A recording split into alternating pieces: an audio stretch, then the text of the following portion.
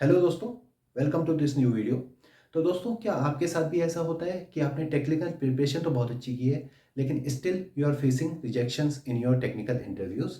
तो दोस्तों, आज हम डिस्कस करेंगे 7 ऐसे रीजंस, 7 ऐसे पॉइंटर्स जिसकी वजह से लोगों को टेक्निकल इंटरव्यूज में बहुत इश्यूज आते हैं। They face rejection due to these reasons and the unfortunate thing is they don't even know about these reasons. Right दोस्तों, two disclaimers before we start this video. One thing is, इसमें जो context और examples use किए हैं वो basically IT and software related jobs के लिए हैं। तो बेसिकली इसे वैसे तो सब लोग देख सकते हैं, राइट, लेकिन जो non software non IT field के लोग इसे देख रहे हैं, they should know about these things. Second thing is, for any technical interview technical preparation is a must. ठीक है, वो तो आपको करनी ही पड़ेगी। ठीक है, ये वीडियो जनरली उन लोगों के लिए है जिनकी टेक्निकल प्रिपरेशन तो बहुत अच्छी है लेकिन still they are facing issues, right. तो दोस्तों, मेरा नाम है Chetan Nathani and I am your host for this video, right. I have 18 to 19 years of experience in IT industry and through my YouTube channel I am sharing those experiences। तो शुरू करते हैं दोस्तों। तो दोस्तों, मेरे हिसाब से जो फर्स्ट रीजन और सबसे बड़ा रीजन फेलियर्स का है और जिसको बहुत हम अंडर एस्टिमेट करते हैं, वो है communication. According to several studies, about 50% of the candidate और more than that fail due to communication. और मैंने भी अपने एक्सपीरियंस में, अपने कैरियर में ये फील किया है कि कई सारे लोग कम्युनिकेशन की वजह से रिजेक्शन फेस करते हैं। और दिक्कत ये है कि वो उसको बहुत अंडर एस्टिमेट करते हैं, राइट। दोस्तों, मेरा मानना ये है कि अगर आपके पास चॉइस हो कि आपको एक टेक्नोलॉजी सीखनी है या फिर आपको कम्युनिकेशन इंप्रूव करना है, तो ऑलवेज गो फॉर कम्युनिकेशन, क्योंकि यही सबसे बड़ा रीजन है। अच्छा, इसमें प्रॉब्लम क्या होती है? There is lot of misconceptions, confusion regarding communication. ठीक है, पहला कंफ्यूजन ये होता है कि कम्युनिकेशन आखिर है क्या, और किसी भी आईटी जॉब में किस तरीके का कम्युनिकेशन चाहिए। ठीक है, कम्युनिकेशन के बहुत सारे लेयर्स हैं। ठीक है, बोलना सिर्फ एक पार्ट है, वोकैबुलरी एक पार्ट है, बॉडी लैंग्वेज एक पार्ट है। ठीक है, आई कांटेक्ट, लिसनिंग, बहुत सारी चीज़ें हैं। तो इसके बहुत सारे लेयर्स हैं बेसिकली। ठीक है, और इसे सही कर भी कई सारे लेयर्स में सही करना पड़ेगा। तो दूसरा सबसे बड़ा कंफ्यूजन आईटी फील्ड में मेनली टेक्निकल पर्सन्स को ये होता है कि हम कम्युनिकेशन ठीक कैसे करें। ठीक है, इसमें भी बहुत सारा कंफ्यूजन है। तो दोस्तों, ये अपने आप में बहुत बड़ा टॉपिक है और हमने ऑलरेडी एक वीडियो बनाया है जिसका लिंक मैं डिस्क्रिप्शन में डाल दूंगा, जिसमें ये टॉपिक बहुत डिटेल से कवर किया हुआ है। लेकिन मेरे ख्याल से यही एक सबसे बड़ा रीज़न है। First reason is communication, right. तो दोस्तों, moving on to next reason. Next दोस्तों चीज़ होती है, अच्छा, इसमें हम ऐसे रीजंस डिस्कस कर रहे हैं जो कि जनरली लोगों को पता नहीं होते हैं कि उनकी वजह से भी वो फेलियर फेस कर रहे हैं। ठीक है, टेक्निकल स्टफ और ये सब चीज़ तो सबको पता होती है, राइट। तो दोस्तों, सेकंड चीज़ क्या है? सेकंड चीज़ क्या होता है कि हमारे, जब आप इंटरव्यू में एक पैटर्न देखेंगे तो उसमें कई सारे ऐसे क्वेश्चंस होते हैं जो कि ब्लैंक क्वेश्चंस होते हैं। मीन्स उनके आंसर ना तो करेक्ट होते हैं ना इनकरेक्ट होते हैं, राइट। तो ये क्वेश्चंस ऐसा ऑप्शन होते हैं आपके सामने, ऐसा चांस होते हैं जिसमें आप आपके पास पूरा चार्ट खाली पड़ा हुआ है, पूरा बोर्ड खाली पड़ा हुआ है, कुछ भी पढ़ सकते हैं आप। ठीक है, और 90% ऐसे क्वेश्चन आपसे पूछे ही जाएंगे। जैसे फॉर एग्जांपल मैं बताता हूँ, जैसे आपका इंट्रोडक्शन आपसे पूछा ही जाएगा। ठीक है, आपसे यू नो कई सारे टेक्निकल क्वेश्चंस पूछे जाएंगे। ऐसे क्वेश्चंस होते हैं जो आपसे पूछे ही जाएंगे। ठीक है, फिर नॉन टेक्निकली बात करते हैं तो आपसे कई सारे ऐसे क्वेश्चन, जैसे what do you think about company, why do you want to do this job, strength और वीकनेस, ऐसे बहुत सारे क्वेश्चंस आपसे, आपको पता है कि हर दूसरे तीसरे इंटरव्यू में आपसे पूछे ही जाएंगे, और कई तो हर इंटरव्यू में आपसे पूछे जाते हैं। जनरली क्या होता है, कई लोग इनकी भी प्रिपरेशन ढंग से नहीं करते हैं। ये क्वेश्चन बेसिकली आपके ऐसे प्रिपेयर्ड होने चाहिए कि सोने से भी कोई आपको जगाए तो भी ये क्वेश्चन का आंसर आप दे दें। और इससे बेसिकली दो तीन चीज़ें होती हैं। एक तो बेसिकली अगला बंदा जज करता है कि आपकी वोकैब आप आपका कम्युनिकेशन कैसा है, स्पोकन इंग्लिश कैसी है। दूसरा, आपका कॉन्फिडेंस भी जज करता है। फिर आप एक क्वेश्चन का बहुत अच्छा जवाब देते हैं तो आपका इंटरव्यू के दौरान ही कॉन्फिडेंस बढ़ जाता है। ठीक है, तो ये क्वेश्चन बहुत इंपॉर्टेंट होते हैं। तो लेकिन लोग इनमें बिल्कुल भी ध्यान नहीं देते, इनको जस्ट ऐसे ही प्रिपेयर कर लेते हैं, कुछ भी वहाँ पर बोल देते हैं। तो मेरा कहना यह है कि इनको बहुत ही स्ट्रेटेजिकली प्लान कीजिए। पेपर में लिखिए क्या क्या आप बोलेंगे, आंसर मतलब आपसे पूछा जाएगा तो, और उसको प्रैक्टिस कीजिए, बोल कर देखिए कि आप उसे बोल कैसे रहे हैं। सीसी के सामने बोलिए या अपने किसी मोबाइल या वीडियो कैमरे में अपने को रिकॉर्ड करके देखिए कि आप बोलते समय कैसा साउंड कर रहे हैं। ठीक है, तो सेकंड है, you don't prepare obvious questions. Okay दोस्तों, मूविंग टू थर्ड रीजन। अच्छा, थर्ड रीजन में क्या होता है, you generally lose cool during the interview. इधर यू आर अंडर कॉन्फिडेंट और यू आर कैरीड अवे। होता क्या है, जब आपसे कोई क्वेश्चन पूछता है या सीरीज ऑफ क्वेश्चन पूछता है जिसका आंसर आपको नहीं पता होते हैं, तो आप you become a bit of under confident. क्या होता है इसमें, कई सारी चीज़ें होती हैं, आपकी बॉडी लैंग्वेज चेंज हो जाती है, आप मम्बलिंग करना स्टार्ट कर देते हो, आप आंखें इधर से उधर, मतलब आपकी पूरी बॉडी लैंग्वेज चेंज हो जाती है। आप कई बार you start teaching your hand और समवेयर एल्स, आंखें कान वन इच करना शुरू कर देते हो। बेसिकली अंदर से आप अंडर कॉन्फिडेंट फील करना स्टार्ट कर देते हो। तो जनरली आपकी अप्रोच ये होनी चाहिए, every question is a new question. जैसे बोलते हैं ना क्रिकेट में, every ball is a new ball. आपको उसे ऐसे ही फेस करना चाहिए। Every question is a new question, जो हो गया उसे जाने दो। अच्छा, ये बहुत ना, जितना कहने में आसान लग रहा है उतना आसान है नहीं, लेकिन during the course of time अगर आप इंटरव्यू बाय इंटरव्यू इसकी प्रैक्टिस करेंगे तो 2 या 3 इंटरव्यूज़ बाद आपको इसकी अच्छी प्रैक्टिस हो जाएगी। ठीक है? तो ईज़िली आप ये चीज़ कर पाएँगे। अच्छा, इसके जस्ट अपोज़िट भी होता है। कई बार you get carried away. Carried away में मीन्स मतलब आप बहुत अच्छे आंसर्स कर रहे हैं, आपको लग रहा है कि इंटरव्यू बहुत अच्छा जा रहा है, तो आप कैरीड अवे हो जाते हैं। उसमें होता क्या है, आप पहली गलती आप करते हैं कि you don't listen interviewer very clearly. ये बहुत पहली गलती आप करते हैं। और सेकंड इशू इसमें भी बॉडी लैंग्वेज का आता है, you appear to excited and that is even not good for interview. आपको एक स्टेबल एटीट्यूड रखना पड़ता है, तो आपकी बॉडी लैंग्वेज एक्साइटेड होगी तो ये भी इंटरव्यू के लिए बहुत अच्छी साइन नहीं है।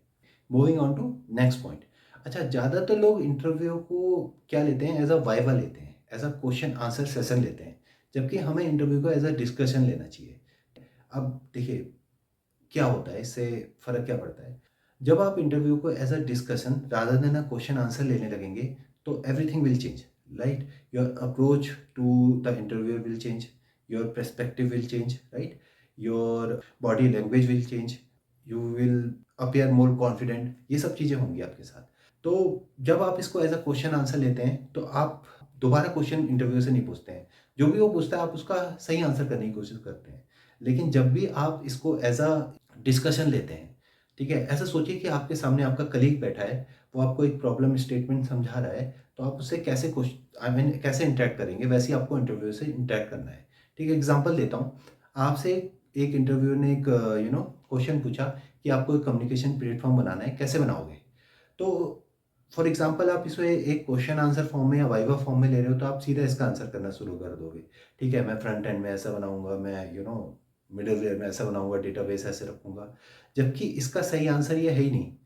क्योंकि आपका कलीग आपसे पूछेगा तो आप कैसे करोगे, आप इस रिक्वायरमेंट को मोर ड्रिल डाउन करोगे।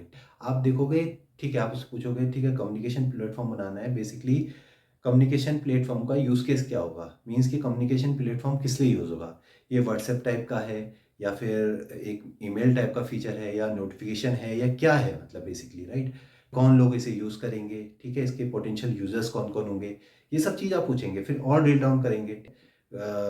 बेसिकली इसमें मोबाइल में भी चाहिए कि नहीं चाहिए, वेब में भी चाहिए कि नहीं चाहिए, तो ये डिफरेंस आता है। ठीक है, ये तो मैंने एक चीज़ बताई, पर आपकी पूरी बॉडी लैंग्वेज में चेंज आ जाता है। आप बेसिकली ज़्यादा कॉन्फिडेंट फील करेंगे, क्योंकि डिस्कशन में आप नेचुरली ज़्यादा कॉन्फिडेंट फील करेंगे। ठीक है, जब आप एक क्वेश्चन आंसर के फॉर्म में किसी चीज़ को लेंगे तो मतलब आपकी कई सारी जो एबिलिटीज़ हैं वो हो सकता है हाइड हो जाएँ। आप कितना सोच रहे हैं वो हाइड हो जाएगी, क्योंकि आप क्वेश्चन ही वापस नहीं पूछेंगे तो आपका ये एक एबिलिटी सामने आएगी ही नहीं, राइट। आपका हो सकता है कम्युनिकेशन हाइड हो जाए, क्योंकि आप जस्ट क्वेश्चन का आंसर कर रहे हैं। दूसरे तरीके में जब आप एक डिस्कशन के रूप में ले रहे हैं तो बहुत सारी चीज़ें ऐसी हैं जो आपकी उभर के सामने आएंगी। तो किसी भी इंटरव्यू को एज अ डिस्कशन लीजिए, नॉट अ क्वेश्चन आंसर। ठीक है, ये अप्रोच चेंज है और ये भी एक इंटरव्यू में नहीं होगी। मतलब आप सोचें कल मैं इंटरव्यू में जाऊंगा और ऐसा हो जाएगा, ऐसा नहीं होगा। आपको ट्रेन करना पड़ेगा अपने आप को थ्रू द इंटरव्यूज। ठीक है, 2 या 3 या 4 इंटरव्यूज देंगे तो ये चीज़ आपके अंदर आएगी।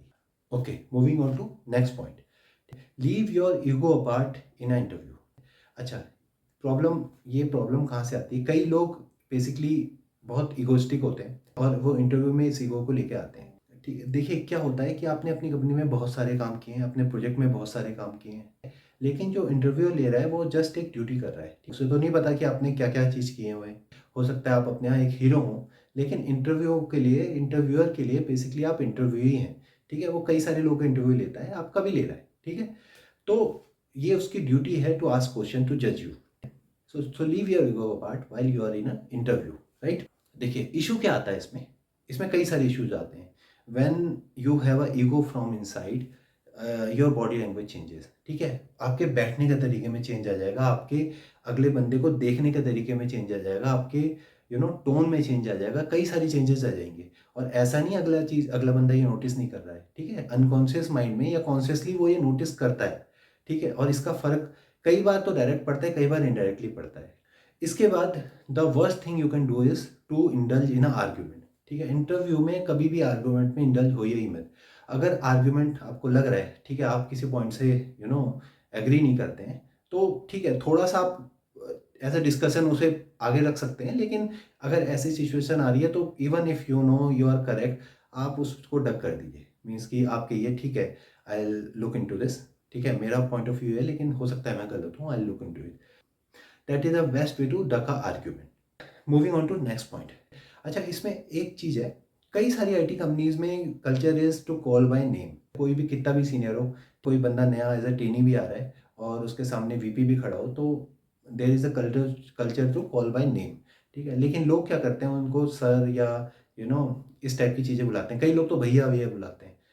तो ऐसा मत कीजिए। By default you can call by name to anyone, ठीक है? इसमें कोई इशू नहीं है, ठीक है? दैट इज़ अ कल्चर, ठीक है? That is a culture we have carried from our western counterparts, ठीक है? क्योंकि वेस्टर्न कंट्रीज़ में जनरली यही कल्चर होता है और यही कल्चर कई सारी आईटीज़ कंपनीज़ में भी चलता है, ठीक है? तो बेस्ट थिंग, अब अगर आपको कंपनी के कल्चर के बारे में नहीं पता, तो आप बाय डिफ़ॉल्ट किसी को भी उसके नेम से बुला सकते हैं। जनरली हमारा परसेप्शन कई बार होता है कि नेगेटिव जाएगी, लेकिन ऐसा नहीं होता, ये बहुत पॉजिटिव जाती है। मतलब यूजली मैक्सिमम टाइम ये पॉजिटिव जाती है।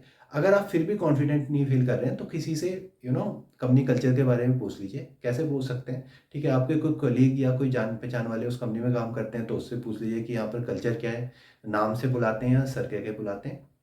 या फिर आप कंपनी के बाहर जाते हैं, चाय वाय पीते हो, आपको लोग मिल जाएंगे, ठीक है? उनसे आप पूछ सकते हैं ये बात। तो that is one of the thing.